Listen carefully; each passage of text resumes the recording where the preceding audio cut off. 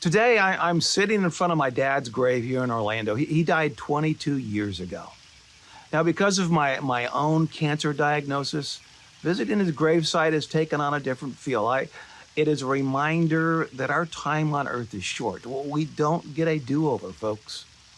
My dad taught me many things over the years, but most importantly, he modeled what it looks like to follow Jesus. And today, I want to talk about the most important thing I learned from him about what it means to be a follower of Jesus. This is Brad Bright. Welcome to the God is Issue podcast, where I show how God is the issue in every issue. Why? Because we can trace all our human problems to our view of God. Now, yesterday I read a meme and it went like this. It said, marriage is hard, divorce is hard. Choose your hard. Obesity is hard, being fit is hard. Choose your hard. Being in debt is hard, but being financially disciplined is hard. Choose your hard. Life will never be easy, but you can choose your hard. And let me add, following Jesus is hard and not following Jesus is hard. Choose your hard. But folks, in real life, you don't just choose your hard, you also choose who you will serve. Bob Dylan sang this. He said, you got to serve somebody. He said, maybe the devil or maybe the Lord, but you're going to have to serve somebody. You see, none of us are really our own masters, are we? We are all slaves to something or someone. It may be the devil, it may be money, it may be an addiction, maybe pride, it may be resentment or anger or fear, or it may be Jesus. But we all serve somebody or something. My dad's headstone behind me here reads, a slave of Jesus by choice. You see, along with the Apostle Paul, he considered himself a bond slave of Jesus, a slave by choice.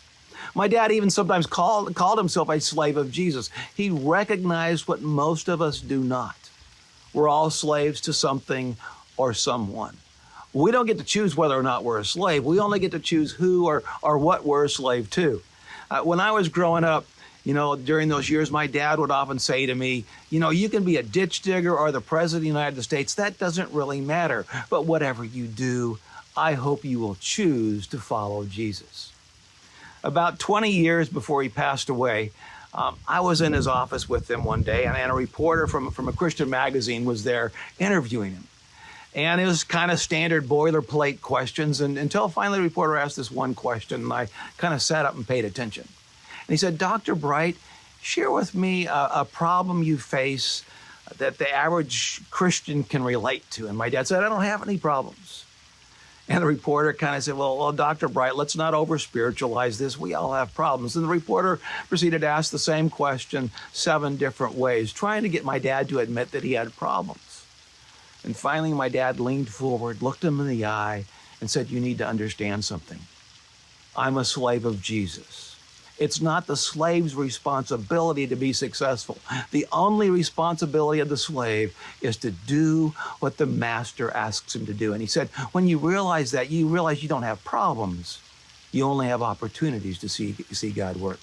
That was a huge aha moment for me in my life. I thought, that explains the life of this man who I've called Dad all these years, why he can go through incredibly stressful events and moments, and yet seems like he doesn't feel a thing. And he could, even through the most stressful times, he could sit down in a chair and be asleep in 2 minutes.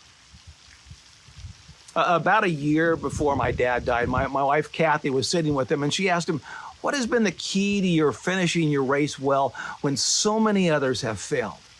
And he responded, 2 choices. First, the initial choice to write out a contract with God, giving him ownership that everything that mattered to me, my dreams, my aspirations, my desire to travel the planet, my desire to make money, and my desire to be my own master, everything.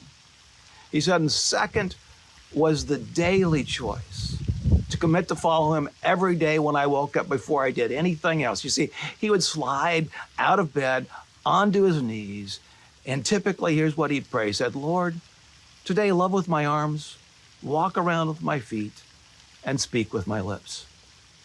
Bill Bright chose who he would serve every day. You see, I remember during the final year of his life, I'd often walk into his bedroom and he'd be propped up on pillows there, asleep, with his Bible open, and his reading glasses kind of slid halfway down his nose. You see, he wasn't just a slave of Jesus. He was a slave of Jesus by choice because he loved Jesus. You see, and because of that, because he was a slave of Jesus, he was free. So my question for you is what do you love? Is there something or someone you love more than Jesus? Chances are that's your master. Money, sex, anger, pain, shame, drugs, fame, happiness, marriage, children. Who is your master today? Who do you want to be your master tomorrow? See, you can choose your master. You can choose who you will serve. But the only master that will set you free is Jesus. As Galatians 5 says, it is for freedom that Christ has set us free. You see, God is the issue in every issue, but especially in the choice of who you're going to serve. This is Brad Bright. Thanks for joining me today. And folks, if you found this podcast helpful, please like and subscribe. And when subscribing, don't forget to click on the bell so you'll be notified whenever I post a new podcast. But most important, share it with someone who needs to hear this. God bless.